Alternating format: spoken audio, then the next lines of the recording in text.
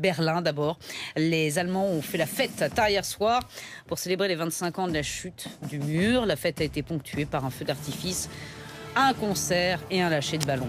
Ils ont passé près de 6 mois dans l'espace. 3 spationautes de la Station spatiale internationale, un Russe, un Américain et un Allemand, qui viennent de retrouver, vous le voyez, la Terre à l'issue de l'atterrissage de leur capsule Soyouz dans le Kazakhstan, où il fait très froid en ce moment, d'où ces chaudes couvertures.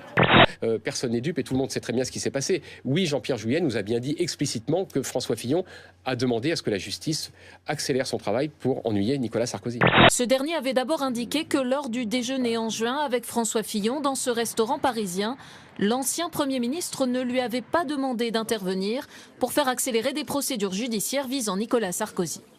Puis, il change de version hier. Il a bel et bien discuté des affaires concernant Nicolas Sarkozy avec François Fillon.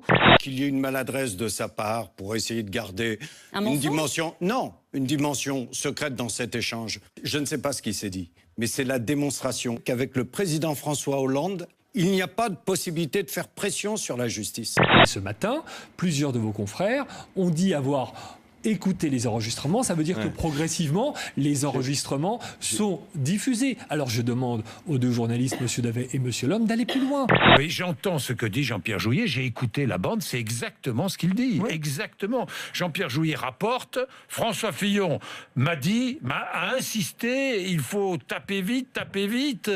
Jean-Pierre, tu as bien conscience que si vous ne tapez pas vite, vous allez le laisser revenir. Oui. C'est ce que François Fillon a dit à Jean-Pierre Jouyet. C'est faux. Donc là, vous l'accusez de mensonge. Je dis que c'est faux et je l'accuse de mensonge, mais je vais plus loin. Si jamais les enregistrements révélaient que M. Jouyet s'est effectivement exprimé ainsi, alors ça serait extrêmement grave. Ça voudrait dire qu'on est en présence d'un scandale d'État. C'est quoi, une tentative de manipulation des journalistes ? Ça veut dire qu'au sommet de l'État, il y a des personnes qui cherchent à déstabiliser un responsable de l'opposition. Moi, je crois à François Fillon. Aucune raison de ne pas croire François Fillon. Aujourd'hui, Jean-Pierre Jouyet est confondu de manipulation et de mensonge et je crois qu'il doit quitter immédiatement son poste de secrétaire général de l'Élysée. Il a dit une chose et son contraire quelques heures après. Je ne crois pas qu'il y ait d'autres possibilités que de remettre sa démission au président de la République et le plus tôt sera le mieux. Mais enfin, quand on sait que le mensonge a véritablement été érigé en maxime de l'action de François Hollande, il va falloir beaucoup de démissions, y compris celle de M. Hollande. Je connais bien M. Jouyet, c'est un grand serviteur de l'État. Je peux vous dire une chose, c'est qu'il a deux caractéristiques. Ce n'est pas quelqu'un qui ment, et c'est quelqu'un qui a toujours servi son pays. Moi, je demande la démission de personne. Je dis que simplement, c'est une manœuvre de diversion pour créer un peu le désordre à droite. Dans la situation où est le gouvernement, où est l'État, on comprend bien qu'on a besoin de faire diversion, oui. Est-ce qu'il peut rester à l'Élysée, Jean-Pierre Jouyet ? La mode maintenant, c'est de demander la tête des gens à chaque fois qu'il y a un problème. Ce qui compte, c'est le fond. Et le fond, c'est de savoir la vérité, encore une fois. Il faut que nous sachions toute la vérité sur cette affaire. Si Jean-Pierre Jouyet dit vrai, si François Fillon a dit ce que rapporte Jean-Pierre Jouyet, ça veut dire quoi ? Ça veut dire que il pense, François Fillon, que l'Élysée peut influer sur les affaires de justice. Justement, il ne pense qu'à conquérir le pouvoir. Je veux dire, c'est les Borgia. Il n'y a plus le poison, il n'y a plus le poignard. On a l'impression qu'il y a le fisc, les juges. Et c'est vrai que on a un peu partout quand même des copains, quoi. Je veux dire. Qu'y a-t-il à cacher sur ces enregistrements ? Y a-t-il une quatrième personne qu'on veut nous cacher parce que voilà, ce serait un petit peu embêtant ? Vous voulez dire que François Hollande aurait pu assister à cette conversation ? C'est vous qui l'avez dit. Mais c'est vous qui l'avez suggéré ? Je crois que c'est très grave. Le vrai problème, c'est que Hollande était au courant. Si on lit l'article du déjeuner, d'après Le Monde. Oui, c'est rien de plus. Voilà. Il ne savait pas que Cahuzac avait un compte en Suisse. Voilà, à croire qu'il vit enfermé sous un casque de moto. François Hollande.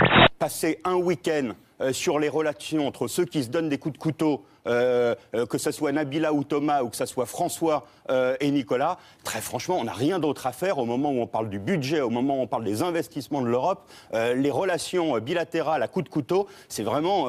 et ça, c'est une affaire purement interne à la droite. L'avenir personnel de M. Jouyet m'intéresse à peu près autant que l'avenir de Nabila en ce moment, parce que ça fait aussi la une de l'actualité. Le regard de Nas sur l'actualité du jour et un nouveau jeu. Qui veut gagner des Fillons ? Le perdant non, c'est Jean-Pierre Jouyet qui a bien du mal, évidemment, à trouver la bonne réponse. Alors il fait 0 degré ce matin, partout. C'est une carte assez originale, donc il fait 0 degré à Lille, il fait 0 degré. Oui, voilà, alors ça va pas ouais. être facile, Alors... donc il fait 0 degré à Brest, il fait 0 degré partout. C'est une carte qui a déjà pris son pont du 11 novembre. Voilà, c'est pas un pont, c'est un viaduc, c'est même un viaduc du 11 novembre pour les cartes météo. Le record du monde à vélo, 333 km/h sur un circuit du Var. Un exploit réalisé par un Français, François Jussy, 32 ans, avec l'aimable participation d'un ingénieur qui a eu la bonne idée d'installer une sorte de mini-fusée sur ce qui tient plus d'un engin à propulsion que d'un vélo.